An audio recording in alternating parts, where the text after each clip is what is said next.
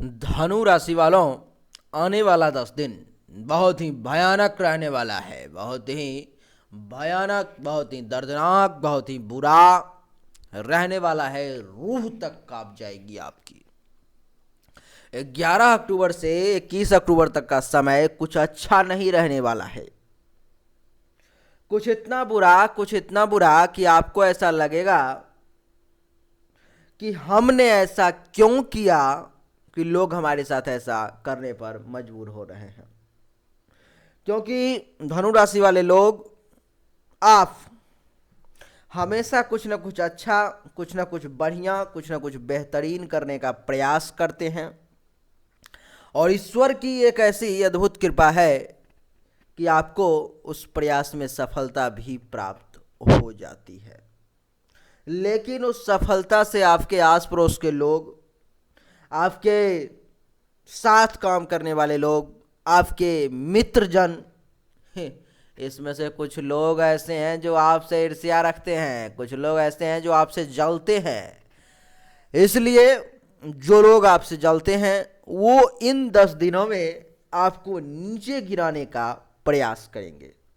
ऐसा करेंगे कि किसी न किसी प्रकार से इसका जो एक इमेज है, इसका जो एक इज्जत है, प्रतिष्ठा है, उसको कैसे भी करके नीचे लाऊं ताकि मैं अपने आप को ऊपर साबित कर सकूं। ये टेक्निक है ये उनका।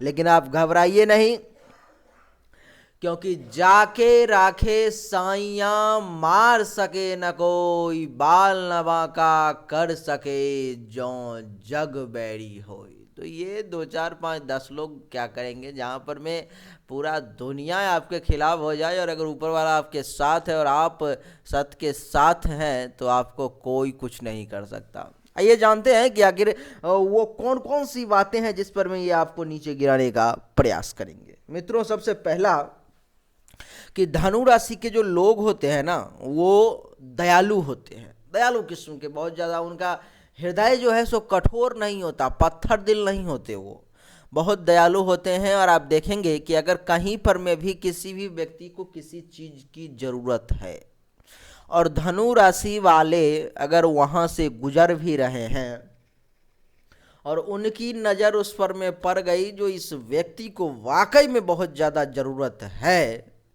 तो आप देखेंगे कि वो बिना किसी से पूछे हुए, बिना सोचे समझे उस व्यक्ति की मदद कर देंगे। दूसरा एग्जाम्पल लीजिए। धनु राशि वाले लोग अपने घर पे बैठे हुए हैं, किसी की लड़की की शादी है, उसको पैसे नहीं हैं, पैसे कम पड़ रहे हैं। वो आया किसी धनु राशि वाली के पास और बोला, जो सर अथवा भाई, चाचा, मामा, ताऊ, जो भी है आप, मुझे कुछ पैसे की ज़रूरत है। अगर आप पैसे नहीं देंगे तो मेरी बेटी की शादी में विघ्न आ जाएगा, बाधा आ जाएगा। मैं इस बात की गारंटी देता हूं कि धनु राशि वाला, फिर अगला बंदा वो सोचेगा नहीं कि आखिर मेरे साथ क्या होगा आगे, ये बंदा जो है पैसा लौटाएगा या नहीं, ये नहीं सोचेगा। वो तुरंत बिना कुछ सोचे विचारे उस व्यक्ति को वचन दे देगा कि आपकी बेटी की शादी निश्चित रूप से होगी और पैसे लेकर के तो मैं खड़ा हूं, तैयार हूं मैं। और यही कारण है कि समाज में धनु राशि वालों का एक अलग मान, एक अलग सम्मान, एक अलग इज्जत है। और ये इज्जत, ये मान सम्मान आपके कुछ मित्र, बंधु बांधव, अड़ोसी पड़ोसी को हजम नहीं हो रहा है। ये लोग चाहते हैं कि किसी भी प्रकार से ऐसा पहले भी हुआ होगा, ऐसा मैं नहीं कर रहा हूं कि ये इसी 10 दिनों में होने वाला है केवल, नहीं। ये आप गौर करेंगे, मैं जो भी बातें बता रहा हूं आपके साथ पहले भी हुआ होगा, थोड़ी कम मात्रा में अथवा थोड़ा ज़्यादा मात्रा में, लेकिन इस समय कुछ ज़्यादा होने वाला है। तो आप देखेंगे कि वो लोग आपको नीचे गिराने का प्रयास करेंगे और प्रयास करेंगे किसी भी प्रकार से समाज में इसकी इज्जत समाप्त हो जाए, इसको वो मान सम्मान ना मिले।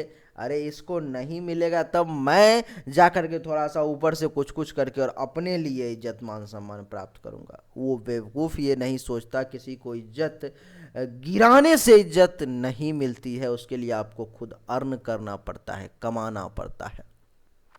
तो ये पहला पॉइंट था जिसमें आपके इष्ट मित्र, बंधु बांधव जो आपसे जलन करते हैं, ईर्ष्या करते हैं, वो लोग ऐसा करेंगे। दूसरा आप में एक और गुण है कि आप एक चरित्रवान व्यक्ति हैं। आपका कैरेक्टर ढीला नहीं है, आप कैरेक्टर लेस नहीं है, चरित्र पर में आप चलते हैं। आपका एक अलग ही इमेज है, आपका घटिया विचार नहीं है।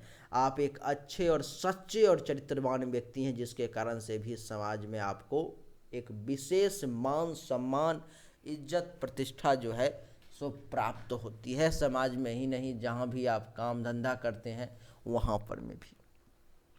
और यही चीज़ इन लोगों को हजम नहीं होती जो लोग आपसे ईर्ष्या करते हैं, चाहे वो साथ काम करने वाले लोग हों अथवा आपके अड़ोसी पड़ोसी हों। उनको ये साबित करना है किसी भी हालत में कि आप चरित्रवान नहीं हैं, आप एक चरित्रहीन व्यक्ति हैं, ऐसा वो साबित करने में अपना जी जान पहले भी लगा चुके हैं और इस समय में तो कुछ ज़्यादा ही लगाएंगे।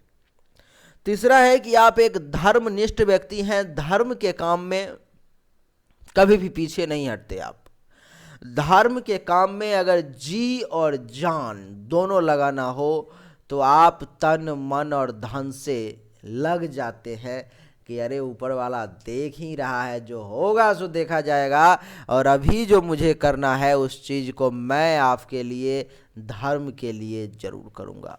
ऐसा आपका सोच होगा और इस सोच के कारण, इस बेहतरीन विचार के कारण एक अलग चमक, एक अलग मान, एक अलग सम्मान आपको प्राप्त होता होगा। बच्चा हो, बूढ़ा हो, जवान हो, कोई भी व्यक्ति हो, क्योंकि आप एक धर्मनिष्ठ व्यक्ति हैं, आपका एक अलग इमेज लोगों की नज़र में बना होगा। और इसी इमेज को तो वो गिराना चाहते हैं जो आपके सहकर्मी हैं, जो आपके साथ काम करने वाले लोग हैं, जो आपके अड़ोसी पड़ोसी हैं, जो आपके दोस्त हैं, नहीं केवल बनने रहने का एक अभिनय करते हैं, धोखा कर रहे हैं वो।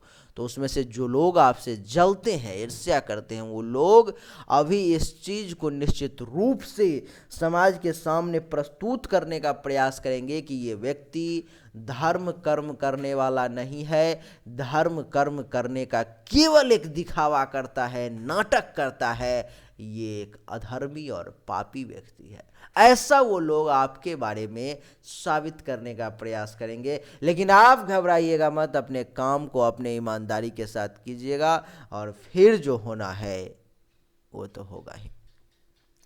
अगला पॉइंट है कि आप जो है सो एक कर्तव्यनिष्ठ व्यक्ति हैं, धर्मनिष्ठ ही नहीं, कर्तव्यनिष्ठ भी हैं।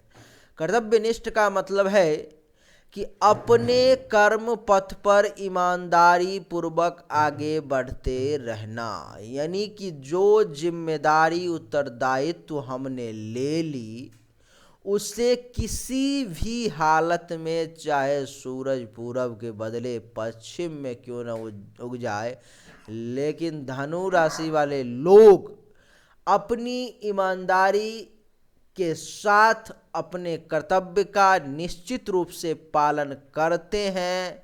और यही तो हजम नहीं होता है आपसे ईर्ष्या करने वाले लोगों को, क्योंकि आपका इस कर्तव्य के पालन करने के कारण एक अलग इमेज है, आपका एक अलग इज्जत है, क्योंकि लोगों को आप पर में विश्वास है। लोग जानते हैं कि ये जो व्यक्ति है, अगर किसी काम को इसने ले लिया है तो पूरे ही ईमानदारी के साथ और सच्चाई के साथ उस काम को पूरा करने का हर संभव प्रयास करेगा। और प्रयास ही नहीं करते आप, उस काम को, उसका जो डेस्टिनेशन है, उसका जो लक्ष्य है, उस लक्ष्य तक आप निश्चित रूप से उसे पहुंचा देते हैं। और कैसे ना आपको इज्जत मिले, कैसे ना आपको प्रतिष्ठा मिले, क्योंकि आप अपना काम हो या दूसरे का काम हो, जिसकी जिम्मेदारी आप ले लेते हैं, उसको लक्ष्य तक, उसको उस जगह तक पहुंचा देते हैं आप। और यही हजम नहीं होता उन लोगों को।